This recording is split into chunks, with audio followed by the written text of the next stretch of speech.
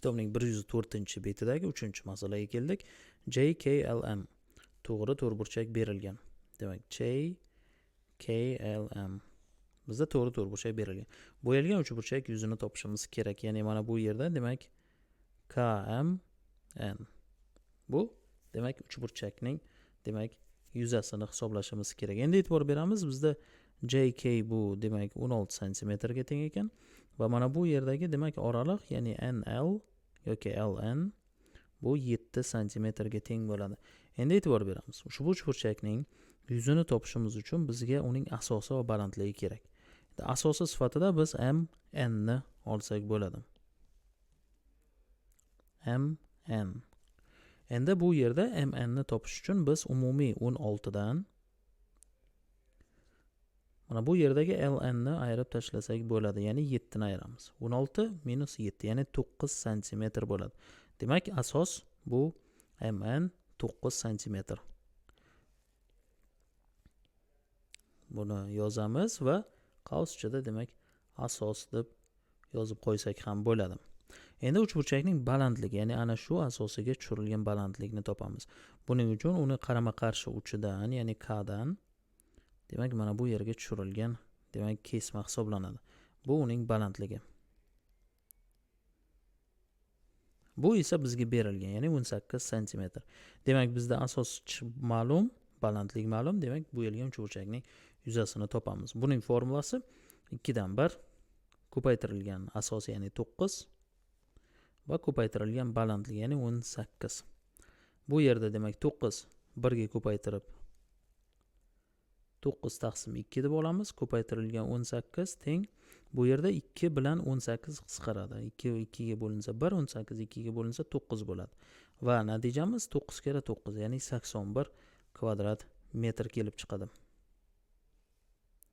Santimetr kvadrat.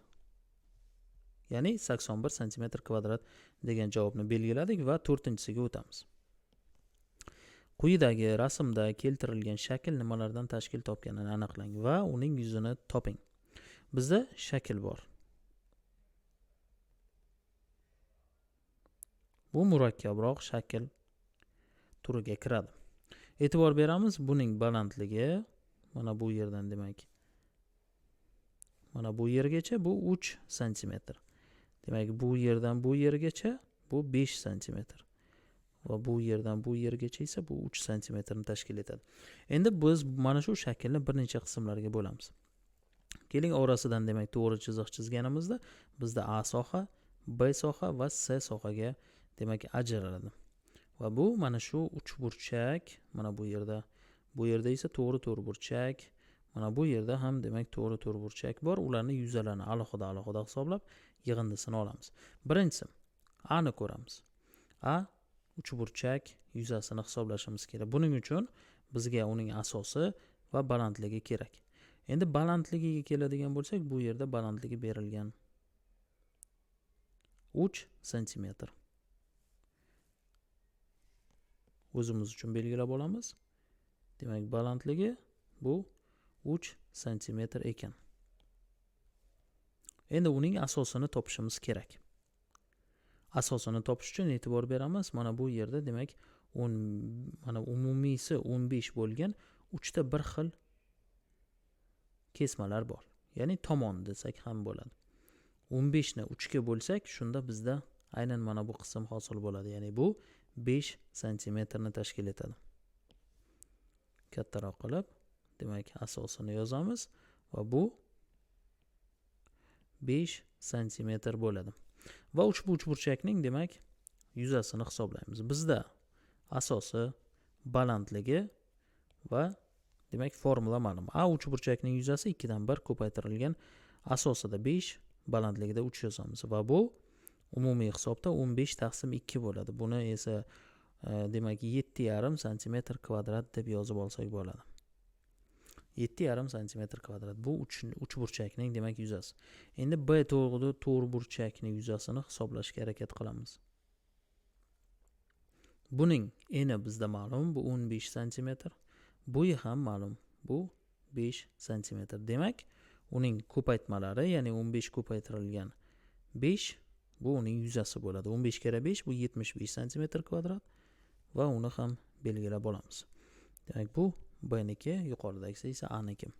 Endi C bu ham to'g'ri burchak. Endi buning bir tomoni, ya'ni eni biz bu yuqorida aytib o'tgandik, agar 1, 2, 3 dedi, 3 ta teng qismlarga bo'linadigan bo'lsa 15, unda C to'g'ri burchakning mana bu tomoni bu 15 bo'lingan 3, ya'ni 5 santimetr kvadrat bo'ladi.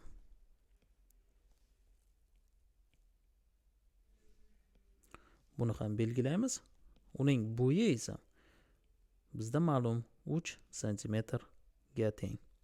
Demak, ushbu to'g'ri burchakning demak yuzasi bu bo'yi va enining ko'paytmalari, ya'ni 3 kere 5 yoki 5 ko'paytirilgan 3 ko'rinishida yoziladi va bu 15 santimetr kvadratga teng bo'ladi. Endi chiqqan natijalarni, ya'ni 7,5 ni, 75 ni va 15 larning demak yig'indisini ko'ramiz. Bularning yig'indisi 97,5 ga teng bo'ladi. Ya'ni 97,5 santimetr kvadrat. Demak, ushbu shaklning yuzasi bizda 97,5 santimetr kvadratga teng ekan.